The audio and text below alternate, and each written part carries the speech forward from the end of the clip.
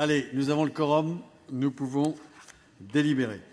Alors, nous en venons à la délibération qui concerne la citoyenneté. Alors, nous aurons sur ce rapport deux délibérations. Un pour la citoyenneté et un autre pour les dossiers qui concernent les relations internationales et les affaires européennes, mais que j'ai décidé de reporter à jeudi. Je ne vois pas Isabelle, d'ailleurs, elle n'est pas là. Elle est interviewée. Donc c'est pour ça que je reporte à jeudi la deuxième délibération. Et nous allons voir tout de suite celle sur la citoyenneté. Alors, nous prenons acte, l'Assemblée, bien sûr, après en avoir délibéré concernant les dispositions adoptées pour l'exercice de notre démocratie territoriale, les indemnités de fonction des élus, leurs frais de mission et de déplacement, leurs frais de formation, ainsi que la subvention annuelle versée à l'amicale des conseillers généraux. Souligne le soutien volontariste apporté à la démocratie sociale, avec des subventions apportées à des associations et institutions départementales. Puis, approuve la nouvelle démarche de l'information, faisant évoluer notre communication vers une communication institutionnelle, selon les mêmes codes éditoriaux de l'information départementale mis en place dès 2009. Bon, la proximité, l'interactivité, les outils que vous connaissez, Côte d'Armor Magazine, Internet, je crois qu'il y a maintenant... nous sommes sur Facebook, il me semble. On doit avoir un blog aussi également. Où est-ce qu'il est, Philippe Germain? Il y a tout ça. Voilà. Tous les documents et outils de communication numérique. Nous passons à la page 2. Il y a combien? 8 pages? Ah oui. Ah, il faudra, je ne sais pas, faire quelque chose parce que la lampe, donc je vais regarder ici. L'intérêt pour les actions de promotion économique et touristique, création d'événements, partenaires avec les opérations, notoriété de l'électorat diversifié du magazine Côte d'Armor, l'efficience des choix technologiques de l'information audiovisuelle qui nous renvoie à Armor TV, politique d'accueil et des visites, c'est une nouvelle politique de visite des locaux du Conseil général, c'est-à-dire du patrimoine historique qu'est le Conseil général, notre assemblée née de la Révolution, au moment du patrimoine, mais maintenant, il y a de façon régulière, eh bien, des visites sont possibles. Et demain, on va ouvrir progressivement au club des aînés, associations qui le voudront. À la première, il y avait plus de 50 personnes qui sont venues pour cette visite. Là, il y en a une bientôt, d'ailleurs, le 13 mars. Voilà. Et puis après, on verra avec le milieu associatif comment nous pouvons faire. Donc, on est en période de rodage pour l'instant. Et puis, une vision prospective durable de territoire s'engageant dans le deuxième plan d'action Agenda 21, plan climat-énergie et vision stratégique de Côte d'Armor 2020. 3. La démarche de partenariat actif avec les territoires 3D durables, la transversalité et l'évolution des politiques publiques, puis la déconditionnalité dans nos dispositifs d'appui financier. Le programme d'action pour l'Europe et l'international renvoie à une délibération spécifique, donc on le dit, et les subventions et participations figurant dans le tableau qui est annexé. D'accord? Et autrement, pour la commission permanente. Les dispositifs d'aide figurant en annexe, délégation à la commission pour l'examen des dossiers figurant en annexe, et un crédit consacré de 6 560 081 €. Donc voilà pour cette délibération. L'autre sera sur les relations internationales et affaires européennes que nous verrons, je l'ai dit, monsieur le député européen, jeudi matin. Je ne sais pas si vous serez là. Voilà. Alors, Alain Cadec parlait ce matin dans son propos liminaire de transparence, mais je ne pense pas que c'était à celle-là qu'il pensait, c'était plutôt à la nouvelle présentation des rapports et des délibérations, parce que pour le coup, nous affichons dans la citoyenneté le coût de la démocratie territoriale et départementale pour ce qui nous concerne. Indemnités, frais de formation, fonctionnement des groupes, etc. Tout y est. Donc extrêmement précis, alors qu'avant c'était comme quelque part dans les lignes budgétaires. Et là, j'ai voulu faire ressortir, puisque c'est dans l'air du temps, eh bien, affichons les choses très clairement, et comme ça, on ne pourra pas être suspecté. J'aimerais bien d'ailleurs que d'autres collectivités suivent l'exemple costarmoricain. Donc, je tiens à le dire ici. Voilà, maintenant, le débat est ouvert. J'ai M. Provost qui a demandé la parole, et puis M. Cadec pour le groupe du CDR. Monsieur Provost, on vous écoute. Oui, Monsieur le Président, je profite peut-être de ce rapport pour la replacer dans le contexte un petit peu d'un slogan que certains considèrent qui est quelque peu dépassé, mais que moi je considère toujours d'une grande actualité, qui est l'une des méthodes d'appropriation de la citoyenneté, qui est la démarche d'éducation populaire.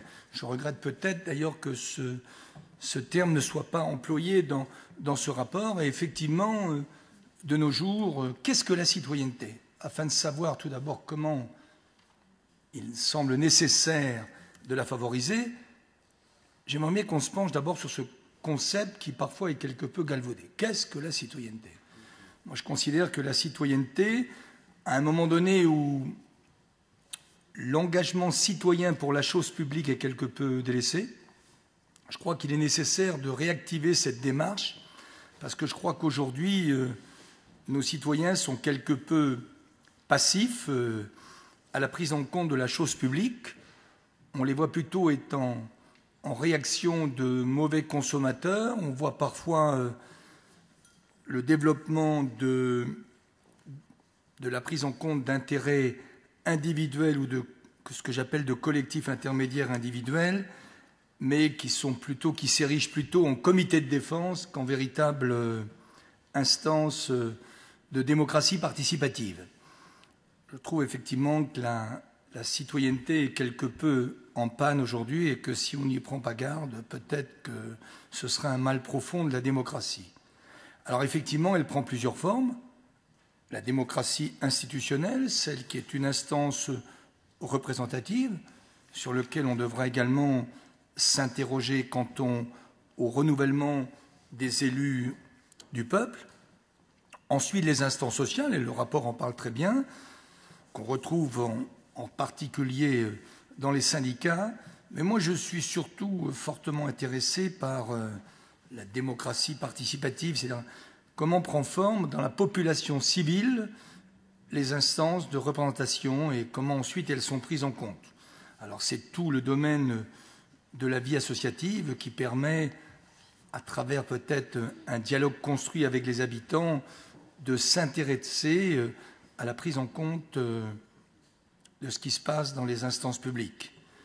C'est ainsi que, ce que dit également le rapport, plusieurs formes de méthodologie d'approche. Tout d'abord, bien sûr, informer nos citoyens sur les multiples formes aujourd'hui que prennent ces moyens d'information. En particulier, notre collectivité est vraiment à l'aune de son temps, puisque, effectivement, vous l'avez dit, Monsieur le Président, Facebook, tous ces moyens qui permettent aujourd'hui une réactivité immédiate, qui permettent certainement des échanges et une consultation très rapide de nos concitoyens. C'est dans ce sens-là qu'il faut, à mes yeux, aller encore plus loin. Il ne suffit pas d'informer, il faut consulter. Effectivement, c'est ce que l'on fait très bien également. Il faut encore aller plus loin, il faut concerter, en précisant bien effectivement les limites qu'il y a entre ce pouvoir de délégation et le pouvoir de représentation. Mais également, je crois qu'il faut favoriser dans l'idéal de l'éducation populaire, et c'est ce qui sera au cœur de la démarche de la politique que je vais, au nom de cette instance départementale, essayer de mettre en œuvre, c'est comment réactiver cette démarche d'éducation populaire et de permettre l'autodétermination de nos concitoyens. Parce que je crois effectivement, mais dans véritablement, non pas de s'ériger constamment aujourd'hui en comité de défense, mais de participer à la chose publique et d'essayer de peut-être être véritablement dans une citoyenneté active. Donc j'ai profité de ce rapport pour vous dire que nous réfléchissons bien sûr à la mise en débat de ce département. Ça prendra forme, je l'espère, d'ici la fin de l'année. Et à travers ces débats costarmoricains, de permettre, je pense que c'est ça l'intelligence collective qui doit être initiée par l'instance départementale, de faire en sorte qu'on ait des citoyens non seulement informé, éclairé, mais à la fois acteur et je dirais auteur de la politique départementale. Et pour cela, je crois qu'il faut leur faire confiance et je crois que c'est ce que nous essaierons de mettre en œuvre dans le cadre de cette politique d'éducation populaire. Merci, Monsieur Provost. Monsieur Cadec. Merci, Monsieur le Président. Alors, si vous m'écoutez bien, ça va être mon explication de vote, en partie. Comme ça, vous n'aurez pas besoin de me le demander après. D'abord, une requête, la même que tout à l'heure, c'est une séparation de vote s'agissant d'Armor TV. En cohérence avec nos prises de position antérieures, nous souhaitons donc un vote séparé sur cette partie de la délibération. Bon, qu'on ne s'y trompe pas, hein, je veux dire qu'on ne nous fasse pas de procès d'intention.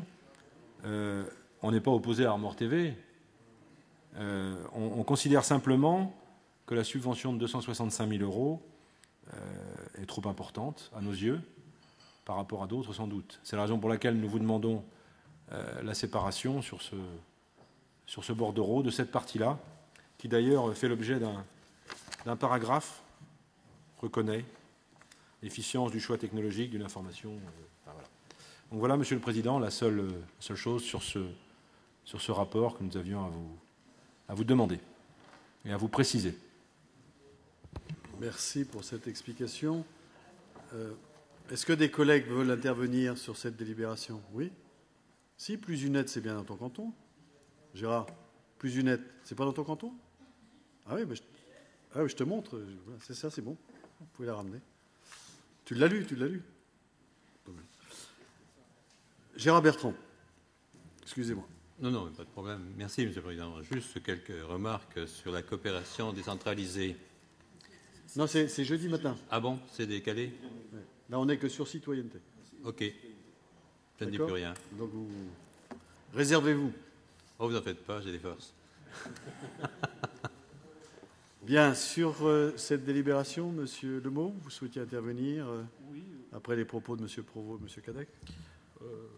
Christian Provost, un propos général et d'association à la réflexion du monde de l'association et d'avoir effectivement une entreprise collective au lieu de devoir se former sur le territoire ou entre collectivités, un esprit individualiste. Donc nous partageons cette dimension collective et d'intérêt général de nos politiques publiques, et en particulier cette information que l'on doit à nos concitoyens, aux costarmoricains, aux costarmoricaines, d'autant que nous sommes aujourd'hui une collectivité qui dispensons plus de 588 millions d'euros sur le territoire, et il est tout à fait logique et tout à fait normal qu'une collectivité ne communique. Et lorsqu'on regarde au niveau national les tendances dans les départements notamment, c'est de voir effectivement cette part de plus en plus importante consacrée à l'information par les budgets départementaux. Il y a des départements qui ont fait par ailleurs cette année un véritable choix de soutien. Dans les Yvelines, par exemple, et en Hauts-de-Seine, ce sont plus de 20% d'augmentation de la communication qui est faite, avec les nouveaux procédés de communication qui ont été tout à l'heure décrits par le Président, notamment sur le choix du numérique et des technologies de l'information pour pouvoir faire passer au mieux nos informations. Et un élément très important, donc, c'est bien saisir donc, le concitoyen au travers du numérique et de l'Internet, mais c'est aussi travailler et communiquer avec le citoyen par Internet et par le numérique, ce qui nous est aujourd'hui possible puisque les technologies nous le permettent, mais on peut le faire ici au niveau des Côtes d'Armor, je le disais tout à l'heure, grâce à la dématérialisation de nos échanges. Et il est important d'avoir une communication parfois dans le moment de crise que furent l'enneigement et le transport des cars notamment. Et un dispositif a été mis en place pour informer en temps réel les utilisateurs et notamment les collégiens et les parents de collégiens qui se retrouveraient face à au problème de l'enneigement. Oui, ça bouge tout. Oui, je vois ça s'est déglingué. Et effectivement, une information en temps réel est passée aux parents de collégiens lorsqu'il y a effectivement des intempéries neigeuses. Et c'est vrai que c'est une leçon tirée des années passées, mais c'est grâce à la technologie qu'on peut aujourd'hui donner une information immédiate, parce qu'effectivement, le Président le disait tout à l'heure, nous sommes dans l'immédiateté de la relation tant avec notre personnel qu'avec l'usager. Mais effectivement, cette demande sociétale, nous devons y pourvoir. Et c'est un peu ce rapport qui nous le permet ici au Conseil général. Je répondrai sur Armor TV que le choix de ne pas voter pour est un choix légitime de la part de l'opposition départementale, certes, mais l'on fait effectivement une communication active et précise et ponctuelle grâce à un dispositif d'information via Internet, quand d'autres collectivités recourent à la TNT où les coûts sont extrêmement plus élevés. On est vraiment sur des rapports plus importants. On a vu l'exemple morbihanais qui a été un échec. Donc nous sommes effectivement sur des choix qui sont mesurés, adaptés à notre territoire. Et Armor TV, c'est véritablement un outil adapté pour une information costarmoricaine. Donc il y a par ailleurs d'autres collectivités qui le font. Je soulignerai un point par rapport à Armor TV, c'est le fait qu'aujourd'hui, ils sont intégrés dans le dispositif régional d'information télévision, Internet ou TNT, via l'unité régionale des programmes qui a été mise en place au niveau régional par le Conseil régional de Bretagne, ce qui a valu, c'est pas possible, ce qui a valu d'ailleurs les sentiments dévoués d'un conseiller régional UMP, saluant ainsi l'intégration d'Armor TV dans l'unité régionale des programmes. Un courrier très sympathique et très élogieux, en tout cas, de la part du conseiller régional UMP, qui n'était autre que l'attaché parlementaire de M. Le Fur. Bien, mes chers collègues, pour cette délibération qui est, comme toutes les délibérations, importantes, mais on est sur un sujet effectivement sensible. Je partage tout à fait l'intervention de Christian Provost sur l'éducation populaire. Et d'ailleurs, ce que vous avez pu exprimer est totalement dans le droit fil de ce que j'ai exprimé ce matin à travers mon propos. En revenir aux valeurs. Et je pense que parler d'éducation populaire, ce n'est pas être dépassé ou du passé. C'est intemporel. Et c'est vrai que, j'ai envie de dire, plus nous sommes face à la complexité du monde, plus nous avons besoin, effectivement, d'éducation populaire. Et le mot populaire n'est pas un terme galvaudé, c'est s'adresser à toutes les catégories sociales de notre communauté départementale pour ce qui nous concerne. Et ça renvoie à l'éducation et à la culture aussi. Et je crois que ce serait bien que nous puissions avoir une réflexion sur ce sujet. Je pense que vous partagez mon point de vue, M. Provost. Nous faisons déjà beaucoup sur le sujet, mais c'est toujours cette question du sens qu'il faut retrouver sur le sujet et comment bien l'expliquer. Je veux dire à Alain Cadec qu'il faut entretenir le dialogue entre majorité et opposition. C'est normal, et dans la confrontation des points de vue. Alors, difficulté, c'est toujours de gérer un certain nombre de contradictions, quelquefois personnelles, mais plus sûrement collectives. Alors, sur un sujet d'importance que vous avez évoqué ce matin, en ce qui concerne la règle d'or au niveau européen, entre le vote du groupe socialiste à l'Assemblée nationale et au Parlement européen. Mais nous aurons, sur les sujets européens, l'opportunité d'y revenir jeudi matin, où là, nous pourrons aller plus loin dans cette réflexion et cet échange. Mais là, je reste sur la partie communication. Parce que quand on décide de comparer notre département à un autre, ce n'est pas toujours facile. Et nous, on s'est préparés. On a étudié toutes les politiques du Morbihan. Donc nous sommes prêts. Ah bah oui, voilà, c'est normal, pour qu'on puisse... pour l'instant, oui, on est un peu déçus, d'ailleurs. Parce que, est-ce que c'est une stratégie de bétonner? Parce qu'en football, on appelait ça comme ça. Mais vous n'êtes pas à l'offensive. Et on est allé voir un petit peu en matière d'information et de communication dans d'autres départements français. Si je vous dis Alpes-Maritimes, ça vous dit quelque chose? Éric Ciotti le préside. Voilà. secrétaire adjoint à l'UMP en charge de la sécurité. Mais ce n'est pas là-dessus que je veux intervenir. Il a décidé de baisser ses crédits, écoutez bien, mes chers collègues, de 33% sur l'information et la com. Mais il a reployé toutes ses recettes sur l'utilisation de la presse quotidienne régionale où, avec des pages entières, il fait de la communication pour la collectivité départementale. Mais ce n'est pas incongru, c'est son choix, et je respecte, chacun fait comme il l'entend. Mais ça aboutit au fait que lorsqu'il y a des pages dans la presse, vous ne pouvez pas donner la parole à l'opposition, puisque ça s'applique qu'à Côte d'Armor, magazine pour ce qui nous concerne, ou les magazines bretons et costarmoricains. Voilà. Vous voyez, ça, je ne sais pas. Métropole de Nice. 4 pages dans, je crois, Le Monde. Je sais combien ça coûte. Hein, et ça coûte un prix non négligeable. Bon, on peut parler de la métropole de Nice, mais faut-il faire une communication au niveau national? Bon, c'est une grande métropole, pourquoi pas, hein. Donc voilà pour comment les Alpes-Maritimes. Si je regarde en matière de télévision, effectivement, comme le rappelait Vincent Lemot tout à l'heure, nous avons noué un partenariat, contrat d'objectifs et de moyens, avec Armor TV, dont on voit une forte croissance des visiteurs. Ils étaient 18 000 en 2009, ils sont 25 300. Et il y a des organismes comme pour la télévision pour faire le comptage hebdomadaire sur le site de la télévision Armor TV. Et c'est vrai que, ayant sollicité une participation régionale, j'ai entre les mains une lettre de M. Salier-Dupin, voilà, conseiller régional de Bretagne. J'ai le plaisir de vous faire connaître que la commission permanente du Conseil régional, lors de sa séance du 1er décembre 2001, a décidé de vous accorder une subvention de 53 007 €. Croyez bien que je me réjouis que votre dossier ait obtenu un avis favorable. Voilà. C'est un homme intelligent et qui comprend en termes de communication. Voilà. Mais je pense que vous êtes dans le même parti, donc il faudra en parler entre vous.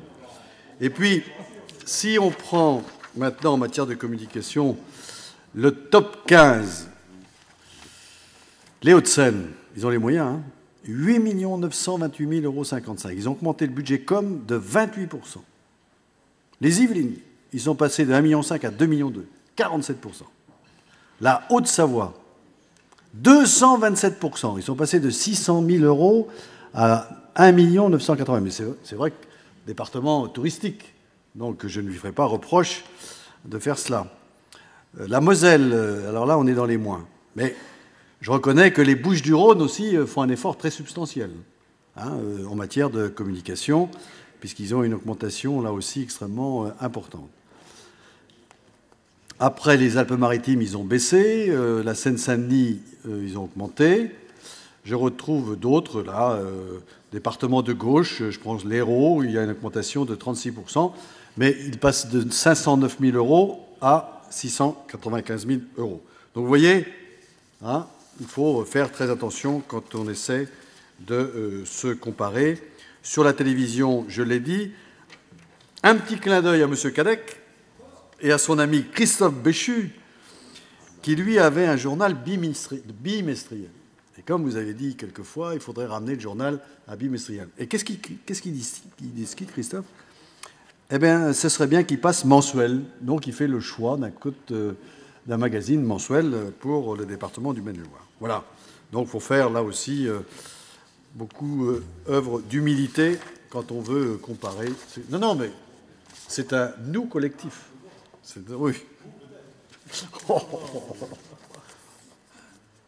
Bien, c'est l'hôpital qui se moque de la charité, mais ça, c'est autre chose. Donc, voilà pour ce budget de l'information. Vous avez demandé d'ailleurs un budget séparé, un vote séparé plutôt. Donc, sur la partie citoyenneté, parce que c'est vrai, s'ils avaient voté, le groupe d'opposition, contre, ça veut dire que je ne sais pas comment j'aurais fait pour les indemnités qui les concernent. Oui. Allez-y. Nous avions convenu, si vous n'aviez pas accepté, mais je savais que vous auriez accepté, je connais votre sens de la démocratie, donc je n'étais pas inquiet. Mais si ça n'avait pas été le cas, nous n'aurions pas pris part au vote, c'est différent. Ah d'accord. C'est le président. Nous ne sommes pas aussi cons que ça, quand même. Oh. Et vous? Oh non. Enfin, pas complètement, quoi. Dedans. C'est vous. Ça, jamais on a dit ça, jamais. Non, mais je n'en doute pas, c'est moi qui le prononce ce mot. C'est pas, On ne le dit pas et on ne le pense pas. Très bien. On pourrait le penser. Eh bien, moi, je le dis, mais je ne le pense pas du tout non plus. Donc, bien. Et puis, parce que vous nous avez dit ce matin, je n'ai pas relevé, mais parce que, attendez, on ne comprendrait pas le monde dans lequel on vit. Non, il ne faut pas non plus avoir des positions comme ça dans votre propos liminaire. On ne comprend pas le monde dans lequel on vit, comme si on était des archaïques. Quand le monde bouge. Ah non, mais ça me revient. Bien, sur la partie citoyenneté, je pense que unanimité, il n'y a pas de problème. Ok, ça roule. Sur la partie, donc, Armor TV, abstention? Vote contre? Alors, 1, 2, 3, 4, 5, 6, 7. Abstention? 2, messieurs Thomas et Huette. Donc, cette délibération est votée à la majorité. Voilà pour les dossiers qui concernent la Commission du service public des finances et du développement durable. Nous nous retrouverons jeudi matin pour aborder la question affaires européennes et relations internationales. Alors, voyons maintenant la Commission du développement local, de l'emploi et de l'innovation. Donc, j'appelle Monique Leclésio. Philippe Mellet, il est parti à Dinan. Et Sylvie, voilà. Oui, c'est ça, vous êtes 3 dans cette commission. Oui, c'est ça. Venez, tous les 3.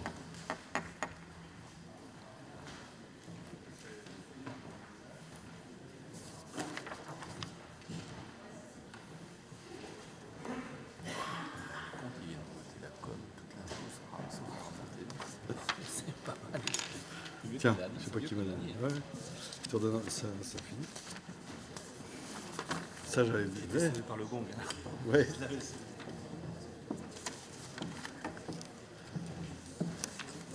On dit que se met là. Oui, Philippe est parti à Dinan. Oui, c'est ça. Oui, pour nous représenter pour Vauquier. Oui.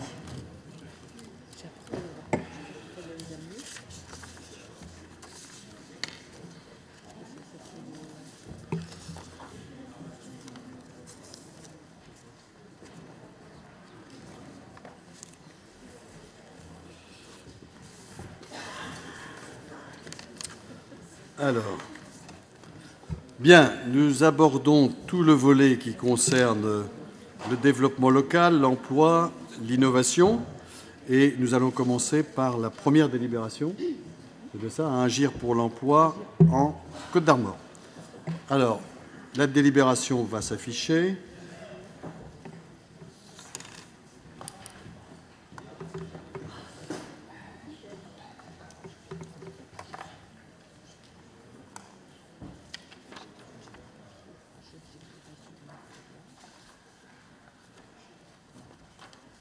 Alors, la proposition de la délibération, c'est que nous soyons d'abord dans l'affirmation, une priorité forte de l'action du Conseil général, prendre acte de l'importance des politiques menées par notre Assemblée, souligne que notre action s'appuie sur un positionnement stratégique clair et cohérent, en réaffirmant, là aussi, toujours le lien au sens, parce que souvent on l'oubliait, que le Conseil général est d'abord employeur, 3300 salariés, c'est le premier employeur public départemental. Des allocations sociales de solidarité qui sont directement liées à de l'emploi. Alors, elles étaient inscrites dans les solidarités, mais on voit bien qu'au-delà de l'action sociale, c'est aussi une vraie politique de l'emploi. 7000 emplois et plus dans l'économie sociale et solidaire. Ce sont les établissements, personnes âgées, personnes retraitées, les services d'accompagnement à domicile. Mais on a voulu insister parce que c'est vrai. Hein, et à mon avis, en matière de communication, mais plus, je trouve que ça passait trop inaperçu qu'on soit simplement dans le versement d'allocations, mais en oubliant le rôle économique que joue tout ce secteur pour l'économie départementale. Un ciblage vers les personnes les plus en difficulté par rapport à l'emploi, des dispositifs d'aide à la création d'emplois, des politiques d'aide à l'investissement et au fonctionnement qui génèrent de l'activité économique et de l'emploi. Et la deuxième page de la délib. Si, il y en a une deuxième. C'est le verso. Voilà. Alors, ces politiques généreront directement 12 500 emplois, hein, avec les investissements. Donc, la difficulté du Conseil national, et puis faire en sorte que cette priorité demeure une grande priorité de l'Assemblée départementale. Un commentaire de Monique Leclésio, et après, je vous passe la parole.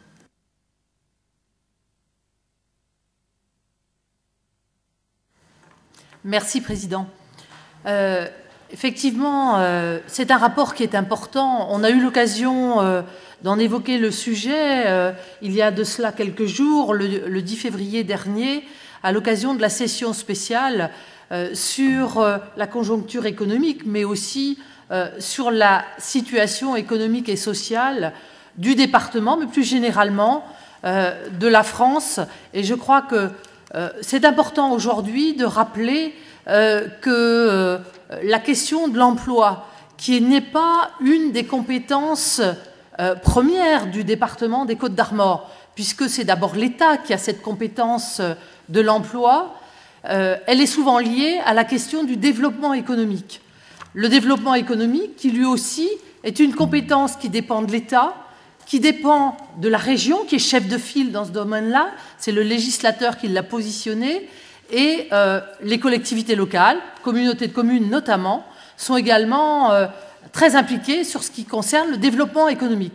Pour autant, notre collectivité, dans la mesure où la question de l'emploi est le sujet qui est le plus préoccupant pour l'ensemble des citoyens, qu'ils soient des Côtes-d'Armor, qu'ils soient français, mais au-delà même des citoyens de notre territoire national, c'est la préoccupation de tous les citoyens dès lors que la situation économique, sociale, financière dans laquelle l'ensemble des pays à l'échelle internationale sont soumis, bien sûr, c'est une des préoccupations essentielles.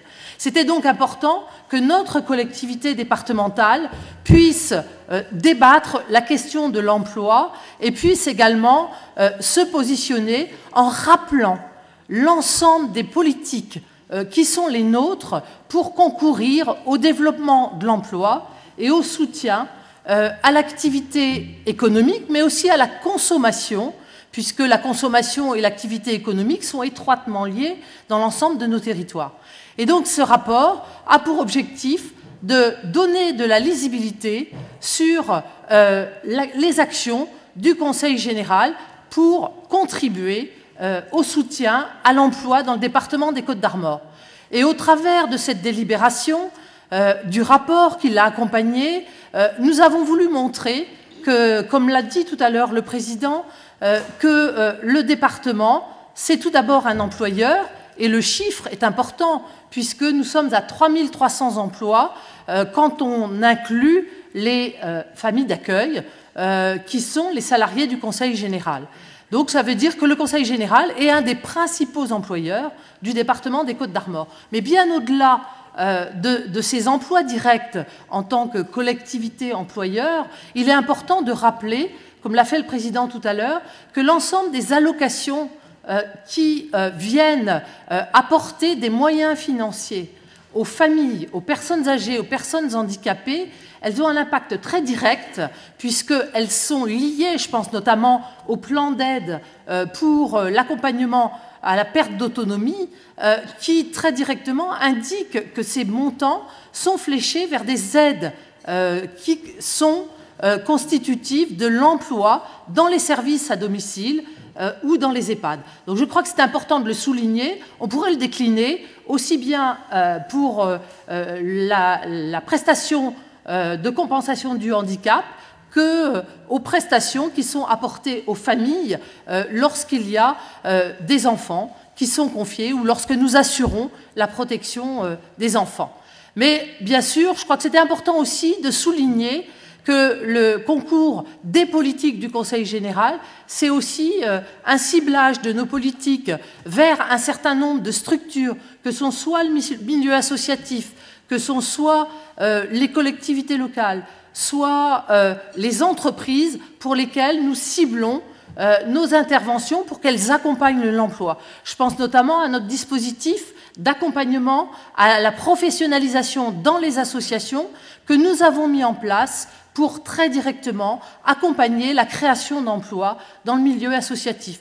Mais c'est aussi pour un certain nombre de politiques d'accompagnement des entreprises à des montants qui sont versés, qui sont liés très directement à la création soit de l'emploi du chef d'entreprise, soit aux emplois salariés créés par les chefs d'entreprise. C'est le cas de Créarmor Développement, par exemple. Je ne vais pas décliner l'ensemble de nos politiques dans ce domaine.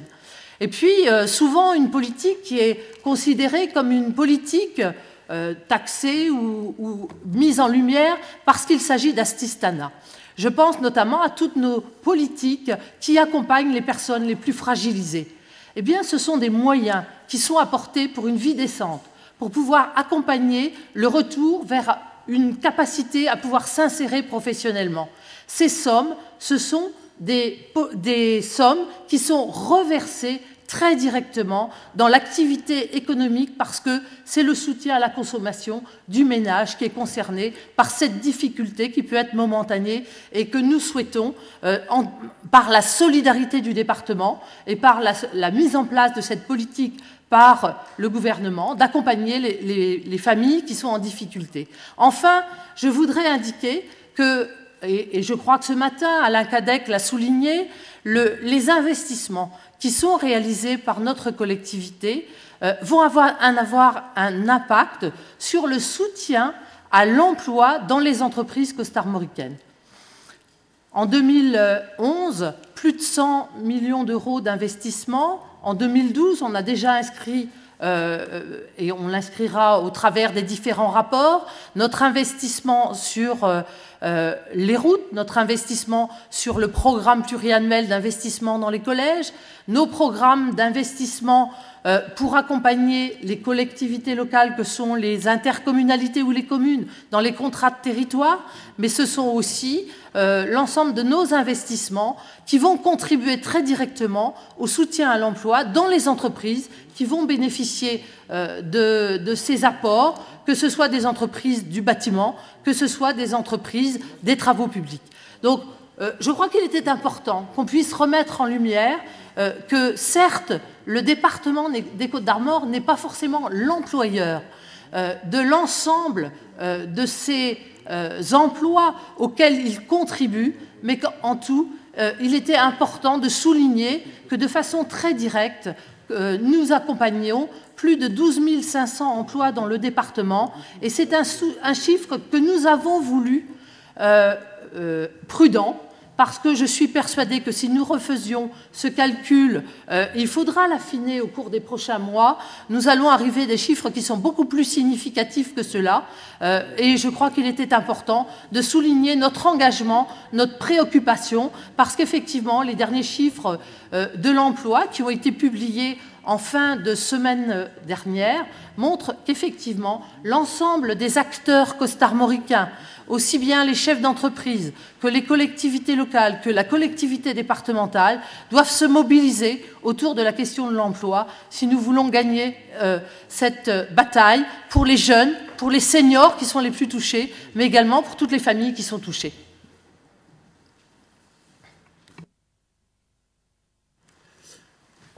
Alors, deux demandes d'intervention, Annie Le Houerou et Marie-Christine Clairet, puis Gérard Huette.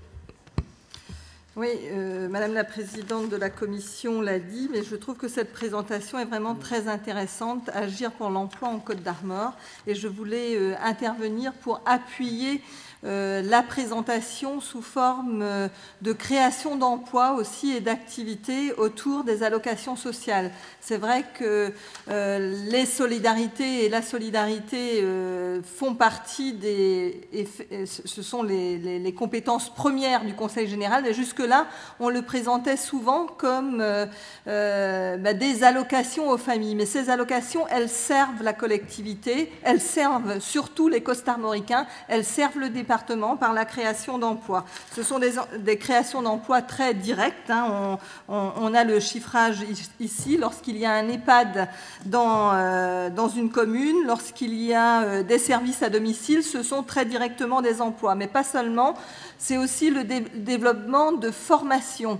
Et je crois que c'est aussi quelque chose qu'il faut souligner. Au travers de ces emplois, c'est toute une activité complémentaire et des spécialisations aussi que nous voyons, que nous avons dans nos lycées professionnels notamment. Ce sont des métiers qui se développent. Donc il y a eu un gros travail, il y a toujours un gros travail de fait sur la professionnalisation.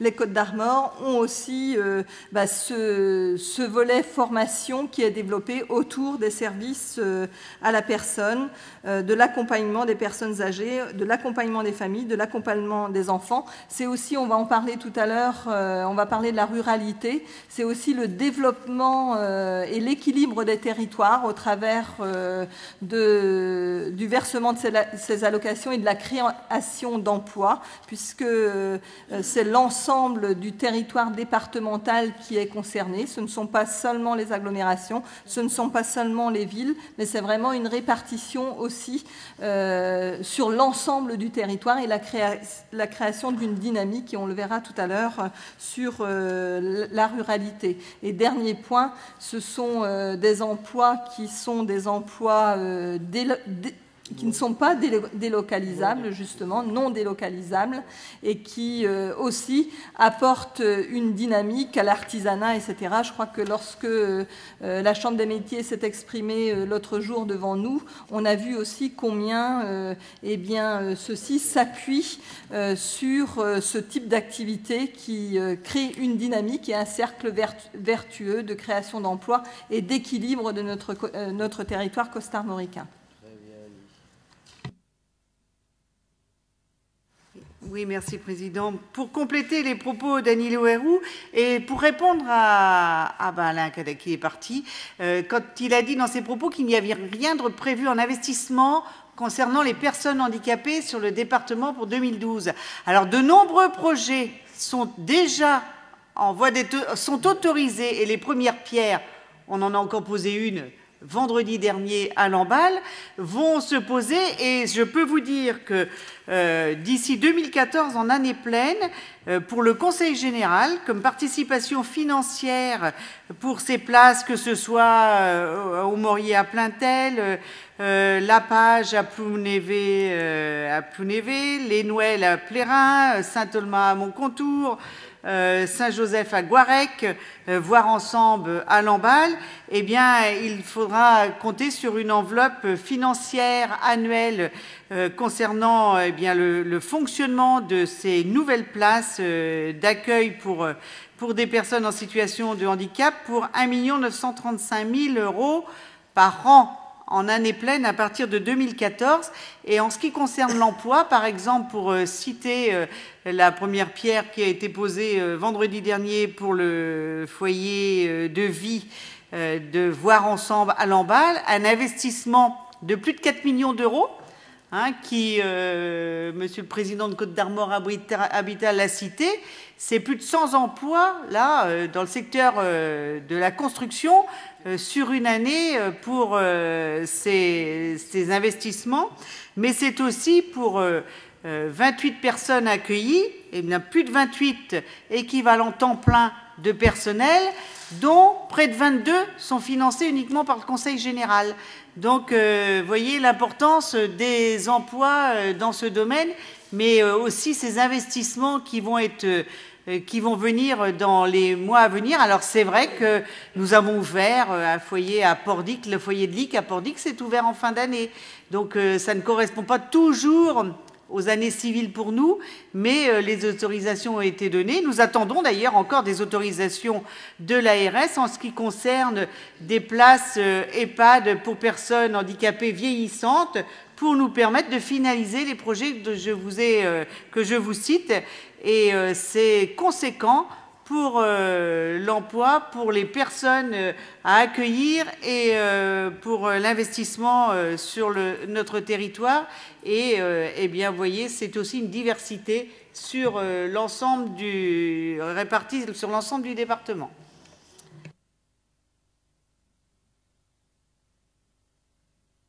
Merci.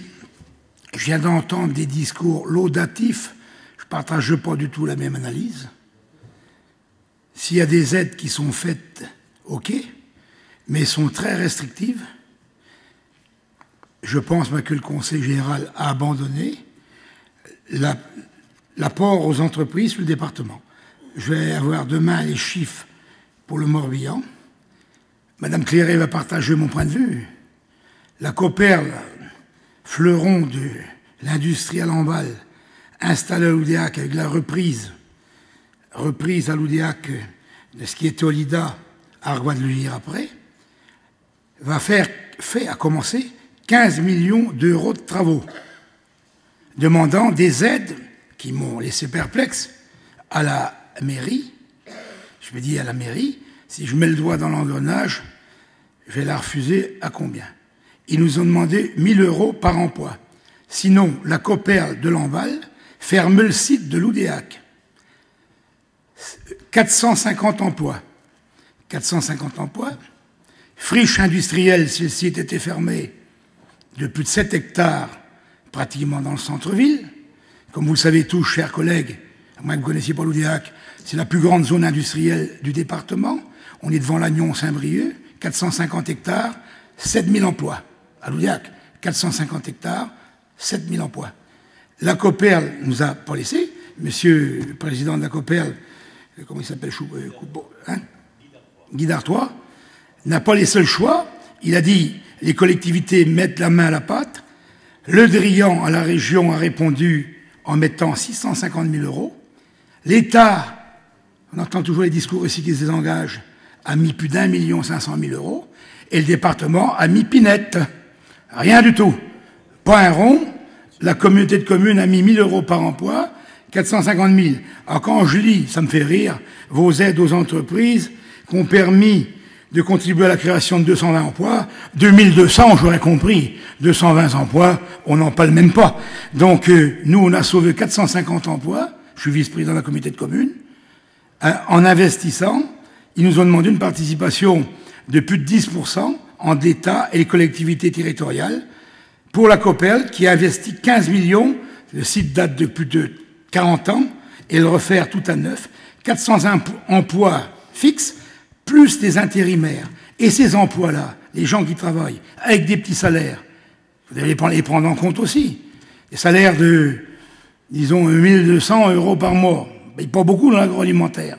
Alors je lis que vos aides sont aux entreprises de moins de 25 salariés dans les communes de moins de 3 500 habitants. Est-ce que vous pensez que les 450 employés à Loudéac ne méritent pas en considération? Et si on n'avait pas trouvé d'autres moyens de solutionner, apporter ce que demandait, peut-être la demande est indécente d'une entreprise. C'était peut-être du chantage. On peut se livrer à plein d'expectatives, etc. Mais on n'a pas eu le choix, après des réunions, d'apporter une aide de plus de 2 millions d'euros sur les 15 millions investis par l'entreprise dont le siège est à Lamballe. Alors, quand je vois, je vous le dis, et vous apportez 35 aides à des créateurs d'entreprises, on vient de faire une zone commerciale aussi, on vient de créer 300 emplois à Loudéac. Il n'y avait rien il y a 3 ans. 19 enseignes qui viennent de s'installer. Et en agriculture, on donne 15 000 € depuis 3 mois à l'aide à l'installation des jeunes agriculteurs. Donc, l'aide aux entreprises et à l'agriculture, c'est l'aumône que vous filez, de l'aumône, et vous laissez tomber des pans d'entreprises qui devraient être aidées. Pourquoi les entreprises situées dans les villes de plus de 3 500 habitants ne bénéficieraient pas des mêmes aides? C'est sûr, en réservant à des petites entreprises, ça vous permet de donner moins et de justifier votre politique, qui est une politique de refus d'aide aux entreprises et à l'emploi.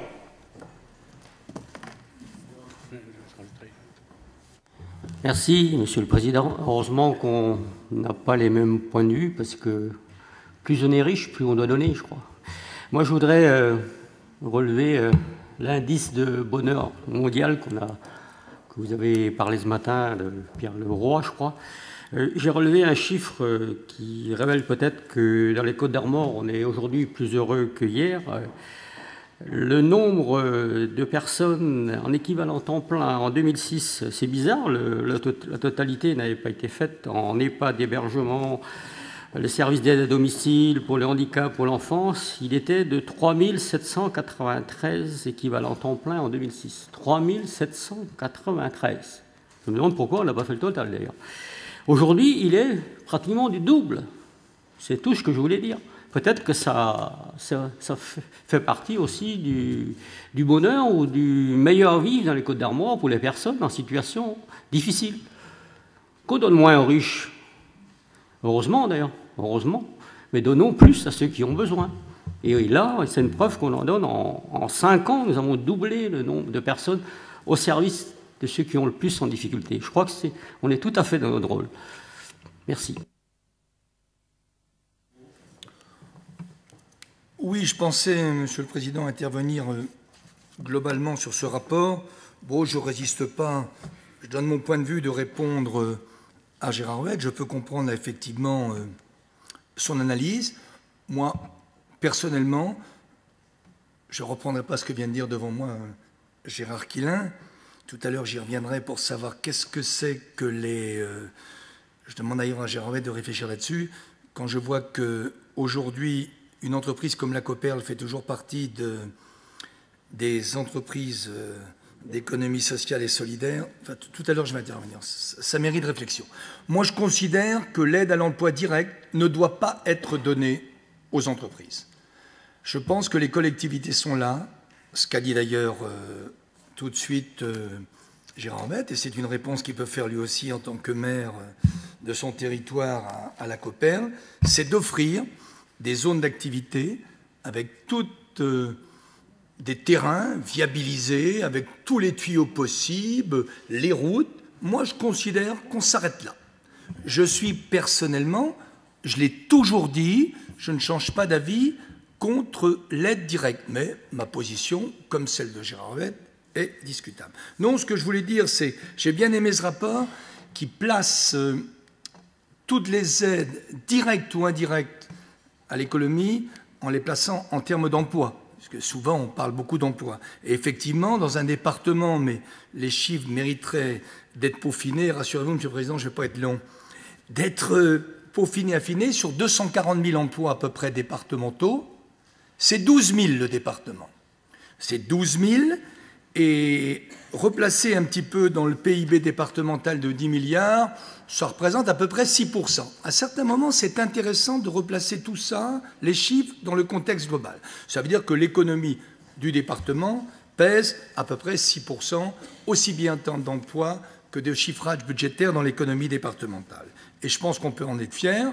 C'est là, c'est chiffré, en direct dans les salariés du département, 3300.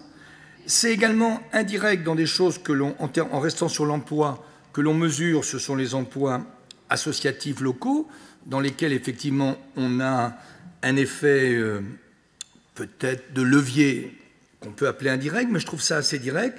Et il y a ensuite toutes les aides aux activités économiques, que ce soit à la vie associative, toutes les subventions ou les dotations que l'on donne, qui, même si elles ne sont pas directement fléchées sur l'emploi, permettent quand même de faire un calcul en termes d'emploi, ce qu'elles représentent. Et je ne parlerai pas non plus des effets de ce que j'appelle de l'économie indirecte, tout ce qui va dans le champ de l'activité économique et de la consommation.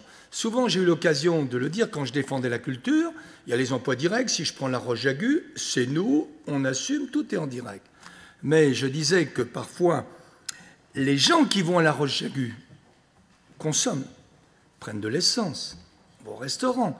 Et toutes ces choses-là méritent d'être appréciées dans les faits démultiplicateurs des politiques publiques. Et en ce sens-là, je pense qu'on peut être fier de la politique menée par le département. Et je m'amuserai une prochaine fois, parce que je ne me suis jamais amusé. Si, en culture, j'ai déjà fait. par rapport au département du Morbihan, on ne souffre, alors là, on n'est pas gêné par la concurrence, je peux vous dire, hein, des départements. Mais je ferai ce calcul-là en termes d'emploi par rapport à la politique du département du Morbihan. Je m'amuserai aussi à le faire un de ces jours. Voilà ce que je voulais dire. Donc, c'est une excellente politique que celle que l'on mène dans ce département pour l'économie et l'emploi départemental.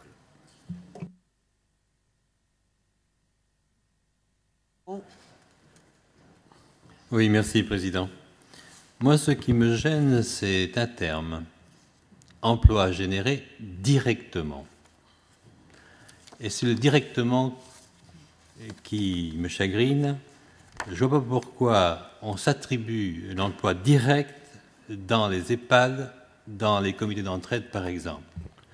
Que le Conseil général ait de l'emploi, c'est évident, mais que ce soit d'emploi direct, pour moi, non. Dans les EHPAD comme dans les comités d'entraide, c'est avant tout les bénéficiaires qui financent ces emplois. Donc, on aurait mis généré directement et indirectement, je l'admettrais. Que les 12 500 emplois précisés ici, c'est l'emploi direct et indirect. Ah si. Daniel Thomas. Oui, merci. Juste une petite précision sur ce qu'a dit mon collègue Gérard Huette. Tout à l'heure, M. Provost disait qu'il se demandait ce que venait faire la COPERL dans l'économie sociale et solidaire. Je pense que l'économie sociale et solidaire n'est pas exclusive, encore que c'est un statut coopératif quand même, la COPERL. Mais ce que je voulais ajouter, moi, c'est que je ne conteste pas du tout les créations d'emplois qu'il y a dans ce rapport. Effectivement, elles sont utiles. Et non, mais il n'est pas question de les remettre en cause. Ceci dit, ce qu'évoquait Gérard Huette, c'est important également aussi, l'emploi dans le secteur privé. Quand je vois, je pense que ce n'est pas déplacé, quand je vois le titre de cette délibération, c'est « Agir pour l'emploi en Côte d'Armor », je pense que l'exemple qu'a donné Gérard Huette tout à l'heure, c'était un bel exemple d'action pour l'emploi, pour la défense de l'emploi. Et ce sont des emplois que j'ajouterais à valeur ajoutée. Et c'est important, on est dans session budgétaire et on sait les difficultés que l'on rencontre. Si on avait plus d'emplois créateurs de valeur ajoutée, sans doute qu'on ne rencontrerait pas forcément les difficultés que l'on a aujourd'hui. Donc, il ne faut pas négliger ce secteur d'activité. Toute l'économie ne repose pas sur l'économie sociale et solidaire. Et je pense qu'il y a des moments, effectivement, où il faut encourager les entrepreneurs. Et je pense que dans le sud du département, en matière de création d'emplois, on n'a pas beaucoup de leçons à recevoir. Nous sommes, je dirais, l'exemple au niveau départemental, je dirais presque pratiquement au niveau régional. Et nous pratiquons une politique d'aide aux entreprises et nous en récoltons les fruits. Donc il ne faut pas non plus exclure du tout cet aspect de l'action en faveur de l'emploi. Tout ce que je voulais dire. Michel Brémond. Oui, je crois que par les temps qui courent, il n'y aurait rien de plus indécent que de se renvoyer les emplois à travers la figure des uns et des autres, les bons, les mauvais emplois. Je crois que pour les salariés qui ont un emploi, l'emploi, il est sacré. Bien évidemment, tout le monde a en tête les effets d'aubaine que peuvent présenter les aides des collectivités territoriales, surtout aux grosses entreprises. Et je crois qu'il faut différencier les aides qu'on peut fournir aux grosses entreprises qui, de toute façon, créeraient des emplois, quelles que soient les aides des collectivités locales et territoriales, des aides aux petites entreprises, aux PME, PMI, TPE, TPI, qui, elles, ont réellement besoin de ces aides. Et puis, au-delà des emplois directs, indirects, la balance entre les deux est quelquefois très compliquée à trouver, je voudrais souligner une action un peu originale dont on a relativement peu parlé, qui est une action que nous avons menée, Conseil général, Côte d'Armor Développement et CCI, ensemble, pour prévoir l'arrivée des éoliennes, des investissements des éoliennes offshore sur le département ou au large du département. Un investissement de 2 milliards d'euros pour lesquels nous souhaitons vivement qu'il y ait des retombées en termes d'emploi et pas seulement sur la maintenance. La maintenance, j'ai envie de dire, c'est presque évident, du moment qu'on sera au rendez-vous des formations des jeunes, il y aura des retombées en termes d'emploi. Mais c'est au niveau des constructions. La construction ne se fera pas en Côte d'Armor, tout le monde le sait, elle se fera sur un port qui sera un port pas très loin des Côtes d'Armor, à 300 ou 400 km près, donc ce ne sera pas très loin, et il y a de la sous-traitance à organiser potentiellement. Et au départ, nous sommes partis, quand nous avons pris le dossier, avec 5 entreprises costarmoricaines qui étaient répertoriées comme pouvant faire éventuellement de la sous-traitance. Aujourd'hui, après cette action collective, Côtes d'Armor Développement, Conseil Général CCI, nous sommes à plus de 30 entreprises qui ont été répertoriées et avec des lettres d'intention, des rendez-vous B2B et donc des lettres d'intention échangées entre les consortiums et ces entreprises.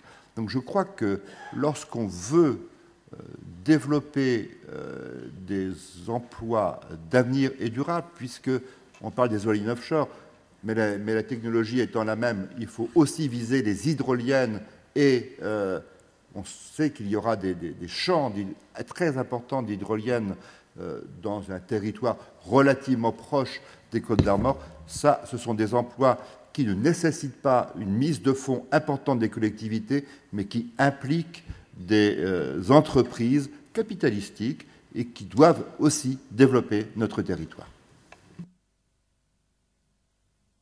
Alors, Vincent Lemot, Marie-Reine Tillon et Marie-Christine Clairet de nouveau. Merci, Président. La réflexion, elle est globale quand on aborde un thème aussi large que l'emploi, l'économie.